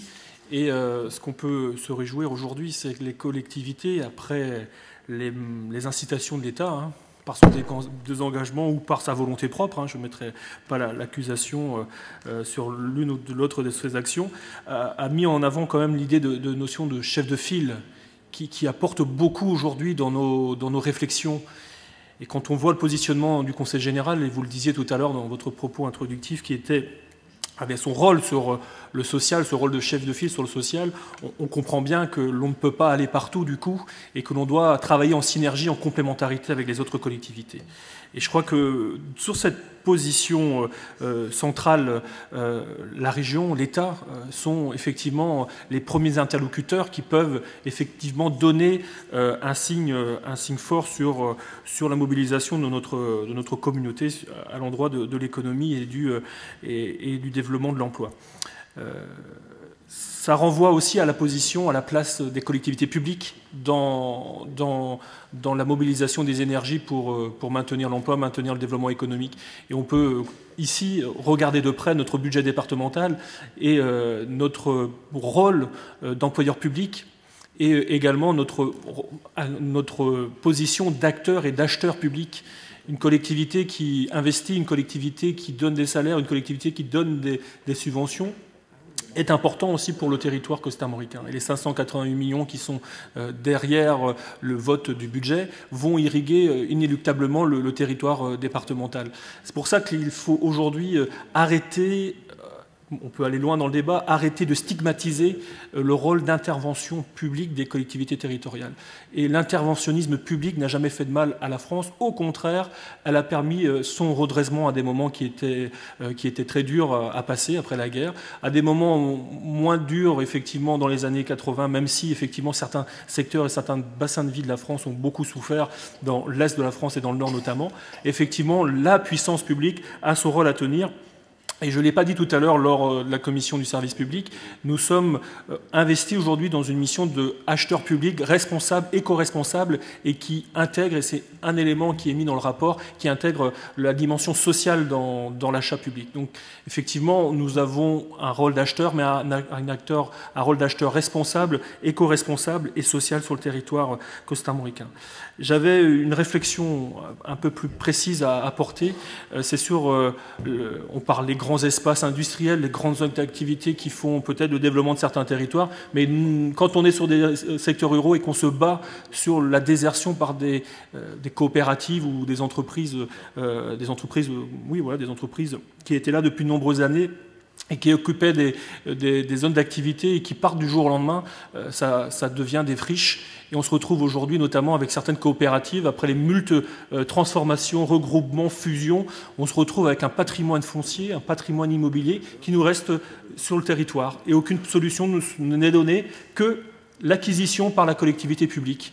Et on le voit effectivement, les anciens lieux d'envoi de grains, de blé, de maïs, qui deviennent comme ça, de jour au lendemain, des propositions d'acquisition par les collectivités publiques, alors que précédemment, ceux-là même avaient reçu des moyens financiers pour soit investir et s'installer plus durablement et pour se transformer. Donc une réflexion effectivement sur ces petites friches qui interrogent, et les collectivités locales se mobilisent pour le faire. Donc le territoire contribué est touché par ce phénomène-là. On est touché aussi par le départ petit à petit de grandes entreprises qui partent de façon inaperçue dans le paysage économique, comme le regroupement qui se fait autour du groupe Roulier à Saint-Malo et quitte ainsi des secteurs comme Pontrieux, sans se poser la question peut-être très rapidement de la reconversion. Et c'est là où il y a un deuxième point qui est intéressant dans ce rapport, c'est notre capacité de remobilisation des entreprises, qui est avéré par des soutiens qui existent précisément, et notamment les entreprises qui travailleront dans la recherche et l'innovation. Et ça, c'est un point essentiel pour nous, et nous devons le défendre, d'autant que les enjeux européens, nationaux, sont portés sur la création de valeur ajoutée. Et notre soutien est aussi manifeste lorsqu'on parle de l'accompagnement des personnes qui sont dans une situation de perte d'emploi. Et là, nous avons des outils que nous soutenons, et que nous soutenons de façon forte, comme la Cité des métiers, qui accueille plus de 12 000 costarmoricains chaque année sur des questions d'information, d'orientation concernant tel ou tel métier. Donc on est effectivement une collectivité qui n'agit pas en tant que chef de file, on n'est pas véritablement celui qui va décider tout seul et à la place de tout le monde. On est, c'est vrai, dans un partenariat qui est de plus en plus avéré et efficace, mais également nous mettons en place des outils qui sont très importants pour le soutien en aval et en amont, comme au niveau des entreprises, le soutien aux entreprises en cas de l'innovation, mais également nos concitoyens que nous devons accompagner au travers des cités des métiers et de toute l'offre de formation universitaire, comme Michel Brémond le disait à l'instant. Le syndicat de gestion du pôle universitaire est mobilisé pour accompagner le développement du offshore en Côte d'Armor, et c'est vrai que c'est le Conseil général qui y participe à un moment donné. Oui, Président, moi je voudrais réagir à l'intervention de Daniel Thomas. Je crois que nous sommes ici d'abord des élus départementaux, avant d'être des élus de tel ou tel territoire, et nous ne sommes pas là ici pour nous envoyer à la figure le nombre d'emplois créés à tel endroit plutôt qu'à tel endroit, et la manière dont on gère nos collectivités dans le sud ou dans l'est ou l'ouest du département. Ça, c'est une chose. L'autre chose, c'est, et Vincent l'a dit fort justement, c'est la région qui a la compétence économique. Il ne faut pas confondre là non plus. C'est-à-dire qu'on ne peut pas à la fois demander à ce qu'il n'y ait plus de financement croisé et en même temps demander à ce que la région apporte, mais aussi le département, mais aussi la communauté de communes, etc. On n'en sort plus. Il y a un moment où effectivement chacun doit assumer ses compétences, et dans la mesure où effectivement c'est la région qui a toute compétence en la matière, c'est à elle d'intervenir dans ce domaine-là, à nous d'intervenir sur d'autres champs. Et en l'espèce, les emplois que nous créons dans le domaine social, qui est notre première compétence, sont tout à fait légitimes, autant légitimes que les autres. C'est vrai que jusqu'à maintenant, nous n'avions peut-être pas mis la lumière sur ces emplois qui étaient générés par les financements du département. C'était quelque chose qui n'était pas mesuré. Il s'est mesuré à l'aune de ce rapport-là, et je trouve que c'est plutôt bien. Effectivement, le nombre d'emplois créés, par exemple, dans les structures à domicile, ce sont des emplois qui sont tout aussi légitimes que d'autres emplois dans l'agroalimentaire. Je n'oppose pas l'un à l'autre, encore une fois, mais ces emplois-là sont non délocalisables et sont tout aussi légitimes. Et il est important de pouvoir mettre la lumière dessus, parce que, pour une fois, on reconnaît aussi ces hommes et ces femmes qui travaillent dans ces secteurs-là, et je peux vous dire que ça fait des années qu'ils sont dans l'ombre. Donc voilà. Ensuite, si nous devions... nous avons aidé les entreprises, y compris la Coperle, par le passé. On a eu l'occasion d'aider. Et très honnêtement, si on voulait apporter une aide qui soit suffisante et significative pour ces entreprises-là, notre budget exploserait totalement. Parce qu'on s'est bien rendu compte que les aides que nous apportions à ces entreprises étaient telles que finalement... qu'on apporte l'aide ou qu'on n'apporte pas, finalement, elle ferait les transformations, quand il s'agissait de transformation ou d'extension, ou elle créerait leur unité supplémentaire si tel était leur projet. Donc voilà ce que je voulais vous dire par rapport à cela. Oui, merci de me laisser. Alors, je voulais simplement répondre à Gérard Bertrand. Quand nous parlons de ces emplois, ce sont les emplois qui sont financés par les budgets que vous allez voter prochainement lors du vote de la Commission des solidarités. Ce sont les 64 millions d'APA qui sont versés au domicile ou à l'établissement. Ce sont une partie des 19 millions de la PCH, puisque la très grande partie de la PCH est versée pour de l'aide humaine et convertie en emploi. Donc ce sont les financements des 40 millions des financements des établissements pour personnes handicapées. Quand on parle de ces emplois, il y a d'autres emplois, ils sont plus importants que ça, puisqu'il y a d'autres emplois dans ces mêmes établissements qui sont liés au financement maladie, qui sont liés au financement des caisses de retraite. Donc c'est bien le résultat des sommes attribuées par le Conseil général. Et pour répondre à M. Bette tout à l'heure, il me semble que l'entreprise reprise par la Coperle à Loudéac nous a laissé une dette qui a été, qui reste au solde dette au département. Il me semble que c'était autour de 600 000 euros, si je me rappelle, mais c'était de cet ordre-là.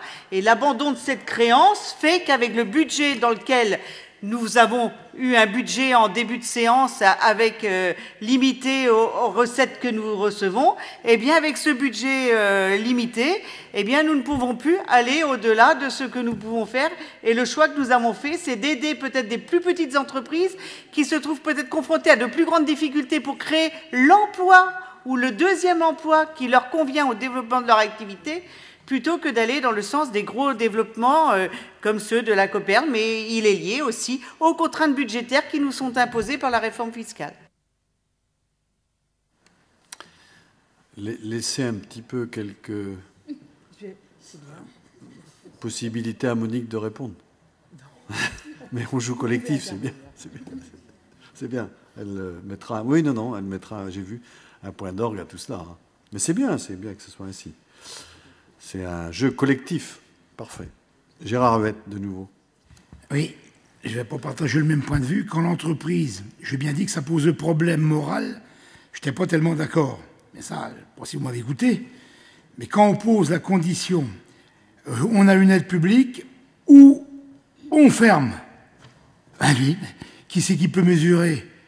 Ça a valu l'élection de Didier Choix il y a 14 ans ou 15 ans, quand Olida est passé de 1400 emplois à 700, avec fermeture, procession aux bougies dans l'Oudéac, fermeture du site, et Pierre-Étienne a été élu conseiller général. Qui peut mesurer, à moins d'être sûr, vous lisez dans le Mar de Café, quelle est la part de vérité ou de chantage dans la demande de l'entreprise? Qui peut mesurer? Vous avez tous des réponses. Non, il serait resté quand même. Como et Dartois ne sont pas deux tendres. On a vu le préfet de région est venu, à Oudéac. Jean-Yves Le Drian est passé aussi, à ce moment-là, sur la zone commerciale, pour une inauguration. Et la demande a été faite près de la région, qui a répondu. Je suis d'accord avec toi que, ma chère Marie-Reine, que les 650 000 euros, c'est l'aide économique de la région. Je vais répondre à Marie-Christine Clairet.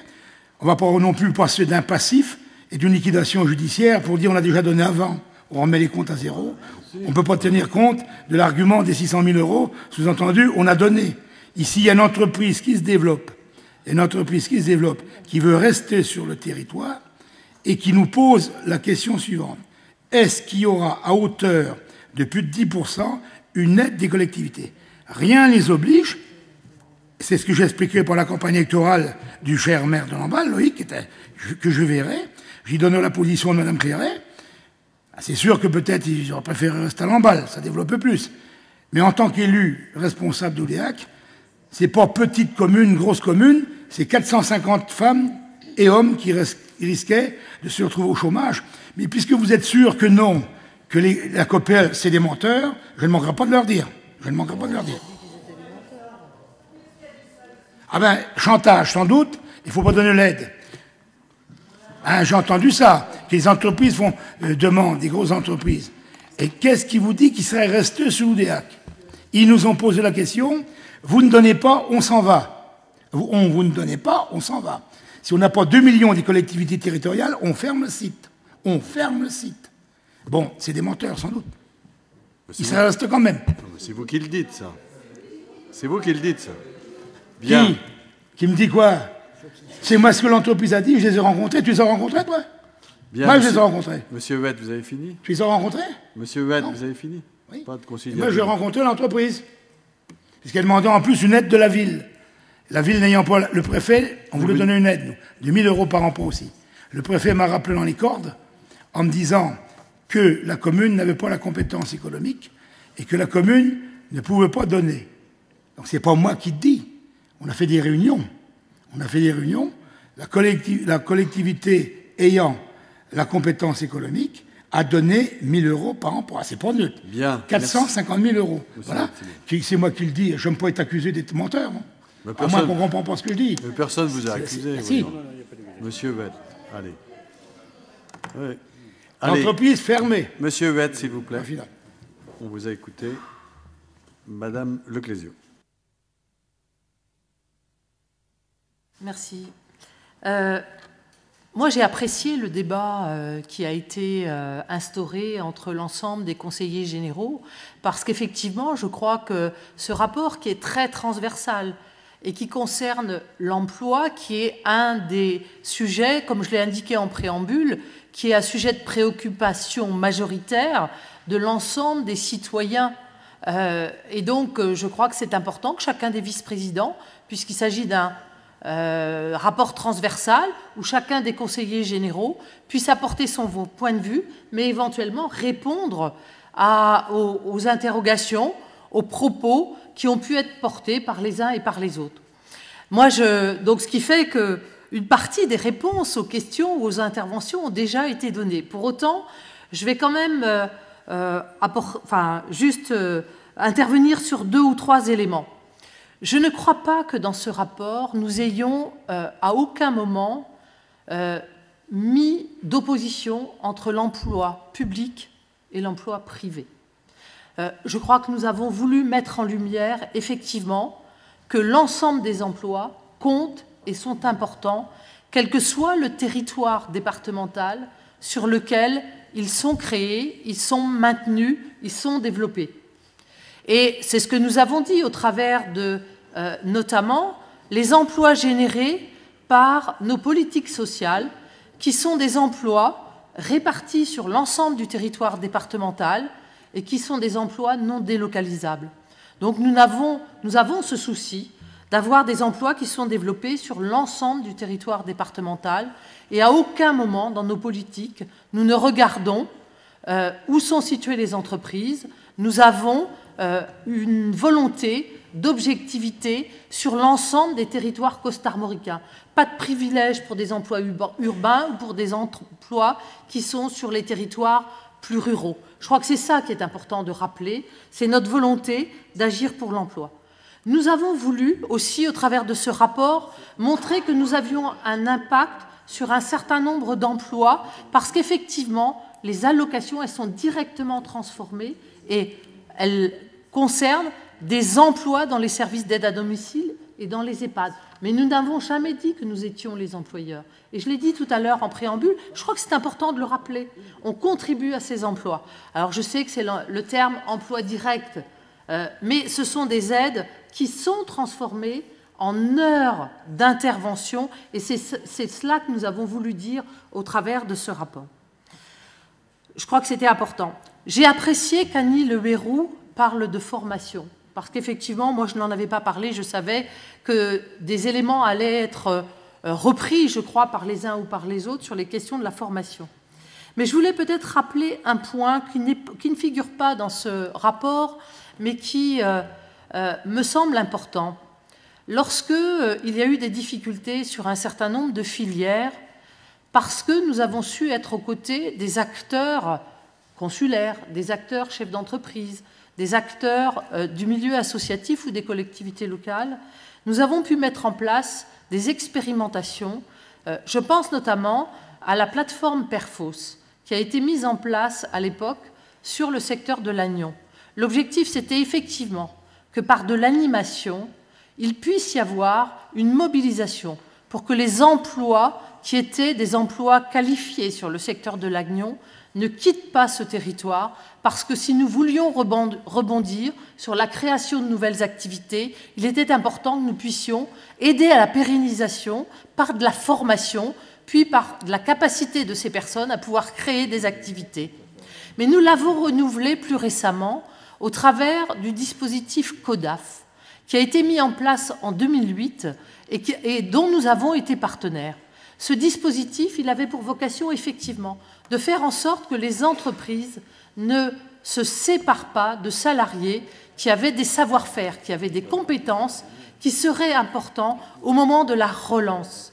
Et donc, je voulais souligner cet élément-là, parce que c'est ce que nous venons de décider d'accompagner au travers de l'action qui va être pilotée par l'UPIA, mais pour lequel l'ensemble des partenaires ont signé, c'est celui de la gestion des compétences et de l'évolution des salariés. C'est la GPEC qui va être mise en place, là aussi pour éviter que les compétences qui sont dans les entreprises ne disparaissent, mais en tout cas soient abandonnées, parce que nous savons qu'à des moments où la diversification, l'innovation permettront de remettre en place des activités, Michel Brémond l'a cité au travers de la mobilisation des entreprises, eh bien, les compétences qui sont dans le département, il faudra les préserver. Mais je voudrais mettre en lumière cela aussi en le mettant en parallèle avec certaines propositions qui viennent d'être validées au niveau national pour faire en sorte qu'effectivement, et je crois que M. Cadec l'a expliqué ce matin, la question de la formation soit effectivement mise au service de la pérennité des emplois dans les entreprises, parce qu'au moment où il y aura à nouveau des carnets de commandes qui seront remplis, ces emplois, ils pourront être à nouveau très utiles dans les entreprises.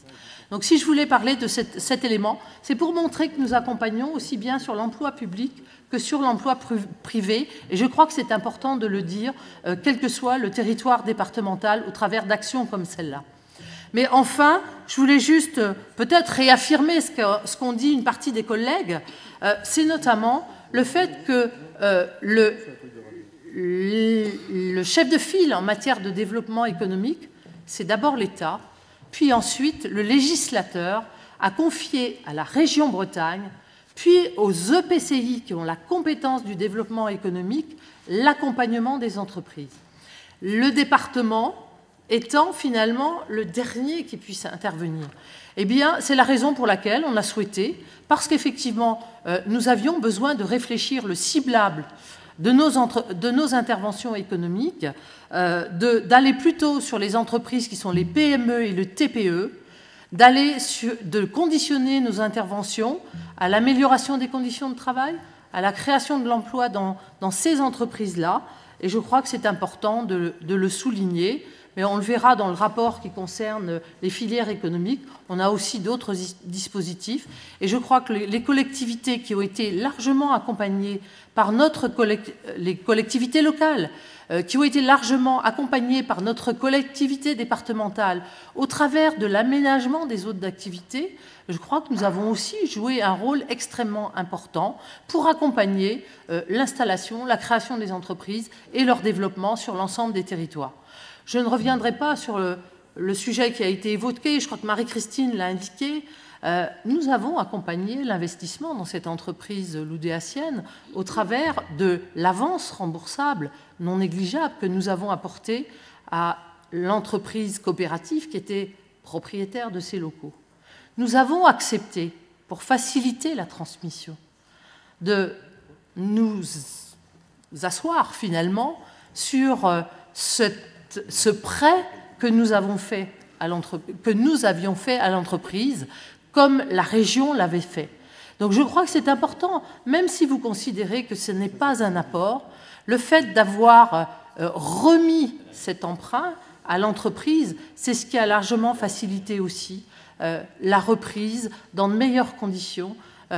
Et je crois qu'il est important que nous puissions dire que nous n'avons jamais négligé quelque emploi que ce soit dans le département et que nous avons toujours essayé de regarder comment nous pouvions mobiliser pour faire en sorte que des situations extrêmement difficiles, avec des pertes d'emplois importantes, ne soient subies par aucun territoire des Côtes-d'Armor. Nous n'avons pas toujours réussi, parce que c'est toujours un partenariat qui s'instaure entre une entreprise, des collectivités locales, qui sont nombreuses. Et je crois que ce qui est important, c'est qu'effectivement, dans ce dossier, la région qui était chef de file puisse assumer une participation qui a été importante et qui a permis qu'effectivement, aux côtés de la collectivité locale, les choses puissent se faire. Je crois que c'est ça qui est important de rappeler. Pour conclure, je voudrais dire que ce rapport, il a, je crois, été très important pour montrer combien nous sommes tous attachés à la question de l'emploi et à la question du développement de l'emploi dans chacun de nos territoires costarmoricains. Bien. Je pense que nous aurons du mal à nous convaincre les uns les autres. Ce qui est important, c'est que chaque point de vue soit exprimé. La presse est là, elle n'est pas là pour arbitrer, mais pour rendre compte à l'opinion publique du débat qui a lieu sur notre conception du développement économique et aussi de la part prise par le Conseil général à travers ces choix que nous assumons pleinement. Je crois que sur un sujet comme celui-là, on ne peut pas rester sur quelques cas spécifiques importants pour l'emploi dans le département des Côtes-d'Armor, que ce soit dans le sud du département ou dans le nord de celui-ci. Car il y a effectivement des taux de chômage qui sont plutôt bas. Ça vaut pour le secteur de l'Oudiac, mais ça vaut aussi sur le secteur de l'Embal. J'avais vu une pleine page dans Ouest France qui montrait que des bassins d'emploi, c'était l'Embal qui était le premier en matière de bons résultats et que ce n'était pas l'Oudiac qui arrivait en deuxième ou en troisième position. Donc on pourrait jouer aussi à ce jeu du classement, mais ce n'est pas l'objectif, sinon de rappeler la réalité du développement, de l'emploi et de la situation des bassins d'emploi de Bretagne. Le deuxième élément, je me souviens, ces temps ne sont pas très anciens, où la situation financière de notre département n'avait rien à voir avec celle d'aujourd'hui. Nous n'avions pas à financer 3 allocations de solidarité qui sont compensées, mais pas à la hauteur de ce qu'elles devraient l'être. Ça nous renvoie au siècle précédent.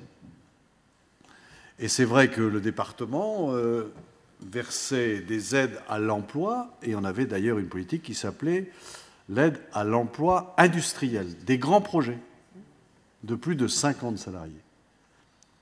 Nous avions les moyens de faire.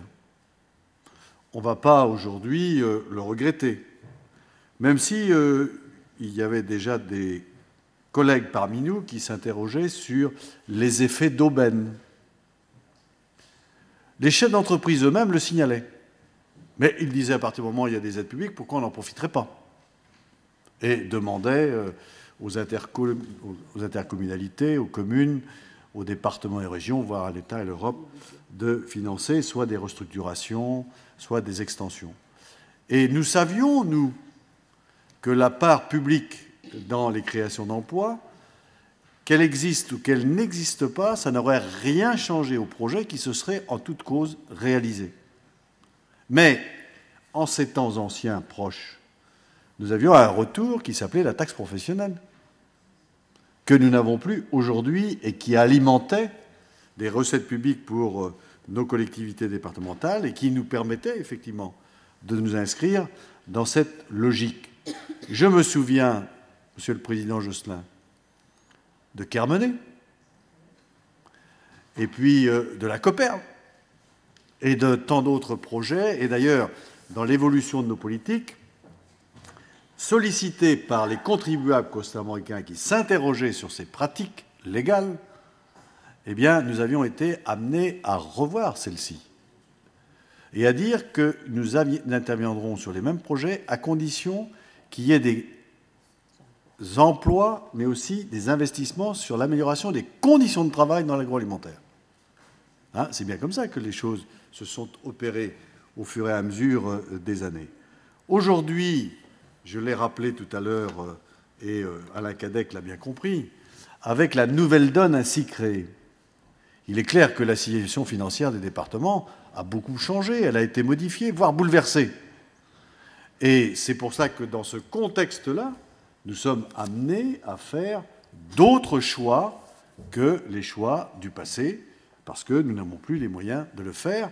Pour autant, nous voulons que ce budget soit utile à l'emploi. Et comme le disait Marie-Reine tout à l'heure, c'est vrai que j'ai été un de ceux qui, il y a quelques années proches, à avoir conceptualisé cette idée que le social était un investissement, mais aussi un investissement pour l'emploi. Et on le voit dans l'économie sociale et solidaire, et tu as eu l'opportunité de le rappeler. Et quand on voit l'évolution, je me dis jusqu'où allons-nous y aller? Il faut qu'on intervienne sur l'emploi. Mais en même temps, il faut qu'on fasse des routes. Mais sur les routes, l'État nous dit « Ah, on fait la RN 164 ou d'autres que si le département amène 12,5 et la région 37,5. » Ça veut dire qu'on continue à financer des routes qui ne relèvent pas de nos compétences, bien souvent au détriment, n'est-ce pas, monsieur le conseiller général du canton de Caunes, on en parlera dans quelques jours, au détriment de notre propre réseau départemental, parce qu'il faut faire tout. Et en plus, il faut faire le BGV, qui est un investissement de l'État et pour lequel on demande plus de 30% de participation aux collectivités territoriales, 1 milliard d'euros. Mais comment voulez-vous qu'aujourd'hui, on arrive à intervenir partout? C'est impossible. Et je mets au défi, quelle que soit la collectivité et sa majorité, de pouvoir continuer comme ça à dispenser, sauf à s'endetter et à faire en sorte que la charrette verse à un moment donné, parce qu'on ne pourra plus supporter la charge qui aura été ainsi engendrée. Mais dans le même temps, on a une fiscalité qui, par des choix politiques, allège les entreprises au titre de la compétitivité et la concurrence internationale. J'ai rappelé tout à l'heure qu'il y avait une recette de fiscalité locale qui était à 50-50. 60 milliards d'euros pour les collectivités, 30 milliards de taxes professionnelles, même si une partie d'entre elles était compensée par l'État, suite à des réformes portées par 2 ministres des Finances dans 2 gouvernements différents, Juppé pour l'un, Balladur, et Strauss-Kahn pour l'autre, Jospin, qui avait abouti que les exonérations de TP étaient prises en charge par le budget de l'État, qui finançait par contre-coup cette compensation. C'est la réalité. Et on a dit on va supprimer après cette taxe professionnelle parce qu'elle empêche la concurrence des grands groupes français. Parce qu'il n'y a pas 90% des entreprises françaises qui sont à l'export. Quand elles sont à l'export, elles sont sur le marché européen, pas mondial. Et vous croyez que c'est la répercussion de la taxe professionnelle qui fait qu'on n'est pas compétitif? C'est plutôt le montant des salaires dans les pays émergents, où ils sont à 250 € par mois, qui concurrencent les salaires de nos propres ouvriers français. C'est ça la réalité de la mondialisation d'aujourd'hui. Mais pour autant, on exonère les entreprises. On ne s'arrête pas sur la fiscalité, en plus on va sur le social. Et pour autant, est-ce qu'après ces mesures, le tissu industriel français est plus compétitif? On a perdu 750 000 emplois industriels en 10 ans, dont 400 000 sous le mandat du président de la République, candidat sortant. C'est ça la réalité d'aujourd'hui. Alors, comment voulez-vous que les collectivités continuent à financer des projets? Et comme l'a dit Monique Leclésio, elle a raison, heureusement, la région est dans son rôle. Elle a là aussi les recettes pour se faire, même si elle a de moins en moins de fiscalité, mais elle est chef de file dans le domaine de l'emploi économique. Alors, pour le coup, nous, on est dans nos compétences quand on est dans le social. Et je dirais à Gérard Bertrand, quand il disait est-ce que ce sont des emplois directs? S'il n'y avait pas les allocations pour les personnes âgées retraitées, c'est bien simple, il n'y aurait pas d'établissement pour personnes âgées et il n'y aurait pas de salaire. Parce que qui paierait? Les familles. C'est bien parce qu'il y a la solidarité départementale qui fait que quelque part, on retrouve ces emplois. Et d'ailleurs, quand on verse l'APA, pour le plan d'aide, à 90%, c'est pour financer un emploi. C'est ça la réalité d'aujourd'hui. Alors direct, indirect, bon, mais je peux parler à ce moment-là des emplois indirects, parce que là, je vais avoir une définition pour les emplois directs. Le forfait soins, on n'intervient pas. Mais c'est bien parce qu'on a des établissements, qu'il y a un prix de journée, que les familles financent, que nous intervenons dans la PAC, il y a un forfait soins. D'ailleurs, on en dira tout le bien qu'on en pense du forfait soins, parce qu'aujourd'hui, n'est-ce pas, mesdames, on verra ça certainement jeudi. Mais si j'y mets le forfait soins, où là, il y a des emplois indirects, j'y mets 5 000 emplois de plus. Donc, vous voyez, globalement, c'est l'œuf qui fait la poule ou c'est la poule qui fait l'œuf, mais la réalité, elle est aussi celle-là. Donc, notre intérêt aujourd'hui, c'est que si on veut utiliser notre argent à la création d'emplois, faisons que l'effet de l'investissement public est un effet véritablement starter, un effet positif, qu'on sache que l'argent que l'on va donner à un jeune créateur d'entreprise, puisque c'est le choix qu'on a fait avec Créarmor, où quelqu'un veut créer son entreprise, il a 3 000 €, il commence tout seul, et on le retrouve 3-4 ans après, il a 2 ou 3 salariés, et puis c'est comme ça qu'on a soutenu plus de 200 petites entreprises dans la création. Et je peux vous dire que quand ils s'expriment et que vous les rencontrez après, qu'est-ce qu'ils vous disent? Merci, Conseil général, pour ce que vous avez fait. Alors, est-ce que ce n'est pas aussi intéressant que les grands groupes, qui, quelque part, moi, je connais leur bilan financier, alors qu'après, ils jouent un petit peu... il faut dire le mot, il y a des fois le chantage à l'emploi. Ça existe, le chantage à l'emploi. Que ce soit à l'UDEAC ou ailleurs, ça existe, c'est une réalité. Et je peux comprendre que les élus soient quelque part sous la pression, d'un côté des salariés, parce qu'il y a du chômage, de l'autre côté des chefs d'entreprise. Et je me souviens que sur le Menet, il y a même eu des endroits, ça a été extrêmement physique. Extrêmement physique. Parce que les salariés ne comprenaient pas, n'est-ce pas, Monique, que la collectivité ne finance. Mais ça, c'est aussi avec l'argent public que nous arrivons aussi à aider ces entreprises. Alors je crois qu'il faut, et vous verrez que dans le futur, beaucoup de collectivités vont regarder de très très près. D'ailleurs, on met des conditionnalités sociales, on met des conditionnalités sur le développement durable. Parce que pourquoi on met des conditionnalités? Je l'ai rappelé tout à l'heure, parce que nos citoyens nous disent c'est notre argent. Le foncier bâti, vous le mettez dans l'emploi, très bien, mais attendez, il faut aussi qu'il y ait des contreparties de la part de l'entreprise. S'il n'y en a pas, à quoi ça sert que vous mettiez de l'emploi public? Donc on doit rendre des comptes, ici, y compris dans les politiques de l'emploi. Et je crois, ça doit être des enseignements du passé, il faudra qu'on regarde très très près aussi quelle est la situation financière des entreprises quand on demande une aide économique. Je veux dire, s'il y a un bon cash flow, s'il y a un chiffre d'affaires qui croît, s'il y a des bons résultats, tant mieux. Si l'entreprise est bien gérée, tant mieux. Et si elle crée de l'emploi, c'est parfait. Mais on se dira, si vraiment il y a besoin. Et pour le coup, on peut être plus présent quand il y a des entreprises qui, pour le coup, sont en grande difficulté, où là, on ne crée pas d'emploi, on en sauve. Bon. Et on a vu que ce n'est pas parce qu'il y a eu des interventions financières, quelquefois, que pour autant les entreprises ne se seraient pas sauvées d'affaires non plus. Donc c'est le contexte qui pèse aujourd'hui et qui fait que la nouvelle donne ainsi créée, on ne peut plus agir comme nous le faisions dans le passé. Donc voilà sur ce sujet. Dernier élément, je donne cette information parce que, ayant rencontré les organisations patronales et syndicales, avec l'UPIA, tu l'as dit, Monique? Non. Avec l'UPIA, nous avons décidé de faire un travail commun sur la comparaison qui est toujours faite dans le domaine économique entre le Morbihan et les Côtes-d'Armor. Ça s'appellera mythe ou réalité. Donc on verra, on va faire une étude approfondie, qualitative, pour voir si effectivement, est-ce que les Morbihanais sont si meilleurs que cela par rapport aux Costarmoricains. Je crois que faisons l'étude, et je crois que c'est bien que nous ayons cette coproduction avec le patronat costarmoricain, avec qui d'ailleurs on entretient d'excellentes relations. Pour le coup, d'ailleurs ils l'ont exprimé lors de la session extraordinaire. On ne leur demandait pas de dire tout le bien qu'ils pensaient de l'Assemblée départementale, mais ils ont eu l'occasion de dire. Ce que j'observe d'ailleurs, je vois encore là des interventions sur le site, je l'ai vu parce que j'étais dans un autre département où des chefs d'entreprise s'exprimaient. Que disaient-ils?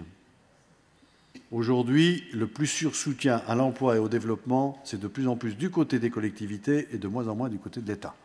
C'est quand même un petit peu ce qui est exprimé, parce que ça aussi, c'est l'un des résultats extrêmement positifs de la décentralisation que j'ai rappelé ce matin, qui appartient à notre patrimoine républicain, mais aussi quelque part à celles et ceux qui l'ont porté en 1980. Bien, sur cette délibération, est-ce qu'il y a... je n'ai pas entendu de vote contre. Si, monsieur Huet. Abstention. Monsieur Thomas. Oui. Il y a la double peine.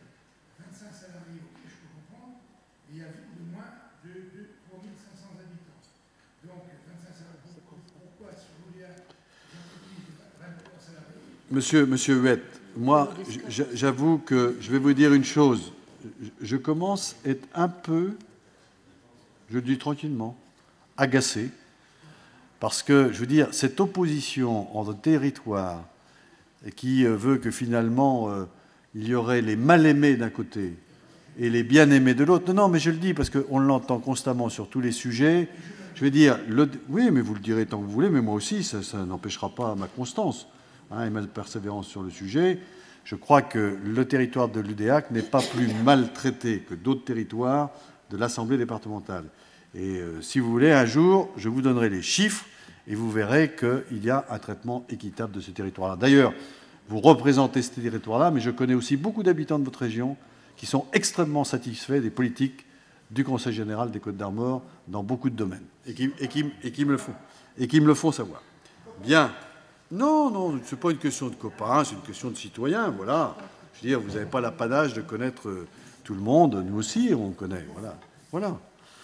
Bien, s'il y a 2 oppositions, vote abstention, oui, 2 abstentions, excusez-moi, sur cette délibération. Merci. Il est 19h12. On va suspendre nos travaux maintenant, puisqu'à 19h30, pour celles et ceux qui veulent participer au film qui va être visionné sur la ruralité et qui va se tenir en bas, dans la salle Ernest Renan, là où il y a des réunions qui demandent une salle importante pour le nombre. Donc c'est juste au rez-de-chaussée et ça commencera à 19h30. Rendez-vous demain matin à 9h30 précise pour la reprise de nos travaux sur la commission du développement et ensuite nous verrons la commission de la citoyenneté tout au long de la journée de mardi. Bonne soirée et à demain.